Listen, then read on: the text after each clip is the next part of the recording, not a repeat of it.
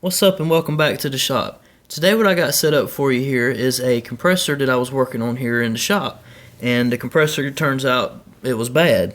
So what I'm going to show you today is how to check this compressor and what to look for to be able to determine whether it's bad or not. Over on the right hand side I got my good compressor that I done my vacuum pump video with, and I'm going to show you how a good compressor checks in comparison with the bad compressor. But this is a compressor on a mini fridge like you would pick up at Lowe's. It's a little bit smaller, but it's geared up the same way. I'll show you what the refrigerator looks like from the front. So that's what it looks like. But we're going to get into this thing, and I'm going to show you how to go through and check the different components and be able to tell whether this compressor is good or bad. So stay tuned. Okay, here we are at a good compressor. I'm going to check this one first so you'll know what a good one is supposed to read like, and then we'll move on to the one that I know is bad. When you're noticing that this thing might be bad, what you'll be looking for is, naturally everything will be thawing out in the freezer. You want to look, make sure there's no excess ice built up in the back of the freezer. Then you'll move around to the back of the refrigerator, and if you hear the fan running in the back, if it's got a fan, and you hear the fan running inside, and everything seems like it's running but it's not cooling, you're going to want to put your hand on this compressor. A lot of times you can feel it and it'll feel warm, but this compressor should have a pretty distinguishable vibration going on. If it's running, you should be able to hear a noise. But if you can't detect any of that, if you would just stand there with it plugged in for a few minutes, sometimes you can hear a click in the back. What that click is it'll call for power to this relay, and if it can't cut this compressor on within like 20 seconds or so, that overload will click out in here and it'll get hot and it'll just trip out, and you'll hear that click from that thing. And a lot of times that's that's kind of a sign that the compressor's not starting and that thing's tripping out. But anyway, what you're going to want to do at that point is you're going to want to find this part of the compressor, which is on the left hand side usually, and these things sometimes will have a little cover and you have to get in there with your screwdriver and pop those covers off. But however yours is made, you got to get to this relay here, and then you're going to want to kind of, once you get that far, just shake that thing and wiggle it off, and you'll see these 3 pins behind it. So now what you're going to want to do with those 3 pins is take your voltmeter, and you're going to want to set it on ohms to read continuity, and I always set mine where it'll beep. That's the easiest way for me. So I just grab my leads and tap them together to make sure we're getting a reading. And then I check these pins. Now I'm going to start with the 2 bottom ones, and we're just going to go all the way around, make sure each one reads to every other one. So the 2 bottom ones across, we got continuity there, and I'm going to go from the left to the top. Now I'm going to go from the right to the top. So every pin is reading continuity to every other pin. Now what I always do, just for like extra precaution, is I take one of my leads and go to the copper pipe anywhere on the copper lines and check each one of these pins too. And what that's checking for is like a dead short in that compressor. That means the compressor is grounded out internally, so there's nothing there. And I know this compressor is good, so I wasn't expecting anything to read bad with that. So that's how a good one's supposed to read. Now we're going to move over here to our bad one. I'm going to show you what this bad one looks like.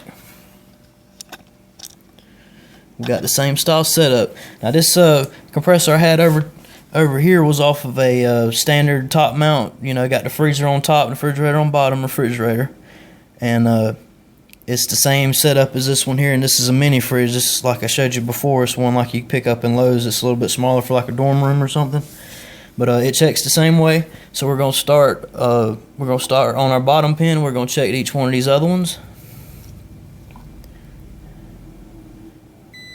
So we got continuity from bottom to right, and now we're going to check from bottom to left, and we get nothing.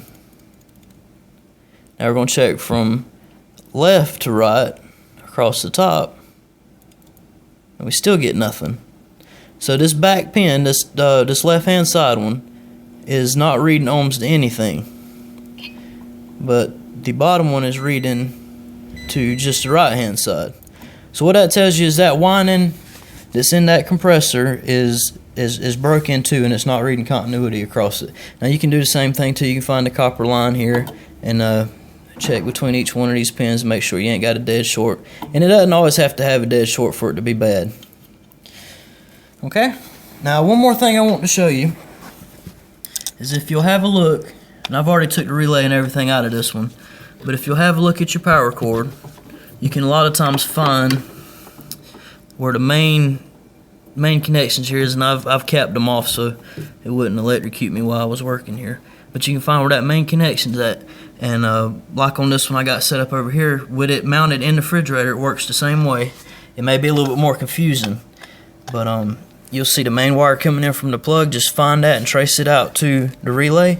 A lot of times you can just grab that black wire that's on top of the relay, and if you got a meter that reads amps, you can switch it over to amps, and where it'll show how much amp draw something's getting, and you can take that clamp and clamp around that.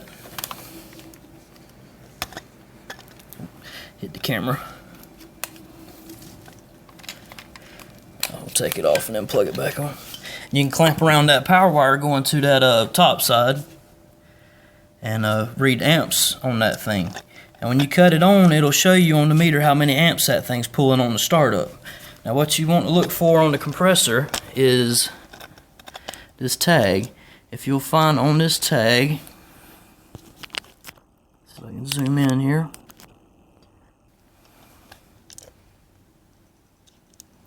Bear with me. Alright, if you'll find on this tag right there where it says 13.3 LRA. Now that 13.3 is 13.3 lock rotary amps.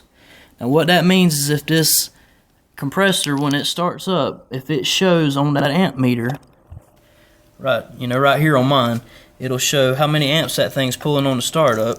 And if it shows 13 or 13.3 or better, that means that this qualifies as a locked rotor on this compressor. So just give that a look. I'll show you the tag on the other one here. They're all different measurements. See if we can find it.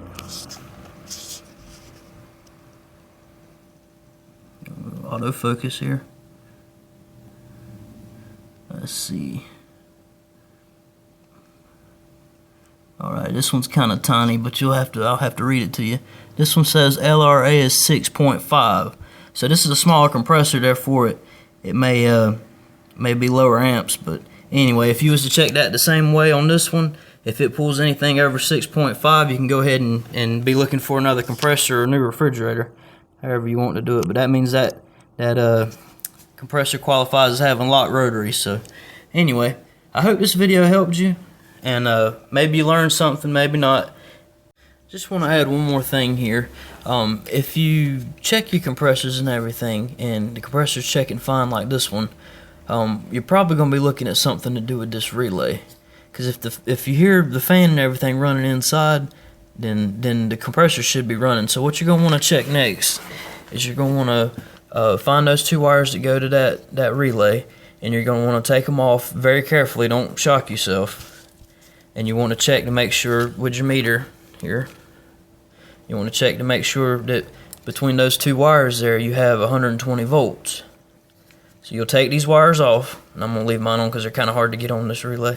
But you take those two wires off, check to make sure you got 120 volts right there. If you got 120 volts going to this thing and your compressor is checking good, then you're going to want to probably look into getting this relay. A lot of times on certain ones you can take them off and you can shake them, and if they rattle excessively, then they're probably bad. So just wanted to throw that in case you had any doubts about that. That's just a quick way to check that. Just pull it off real quick and see if it rattles first before you go into this. If it rattles real bad, then go ahead and get you another one. Alright? One last thing before you go. If you like this video, hit the like button. If you didn't like it, hit the dislike button. It really helps me a lot, lets me know which videos to make and which videos not to make. If you like my channel and what I'm doing, hit the subscribe button. If you have any questions about what went on, leave a comment down below. Thanks. Quick disclaimer, anything in my videos was intended to help you, not hurt you. You need to know what you're doing before you work on these things. There's a lot of stuff going on that could possibly harm you. So you need to know what you're doing yourself, or either have a technician knows what he's doing. We don't need nobody getting electrocuted. We don't need nobody flooding their house out. So just take a minute. If you don't understand what you're doing, don't do it at all. I don't accept any responsibility for anything you take away from this video. Like I said, I'm just trying to help.